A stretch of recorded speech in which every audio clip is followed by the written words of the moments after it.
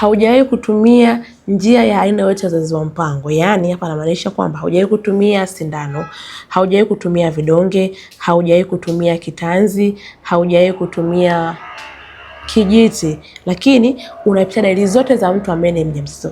Mbaya zaidi, uliwahi kutumia P2. Watu wengi huwa wafahamu kwamba P2 na yenyewe pia ni njia mojawapo ya uzazi wa mpango.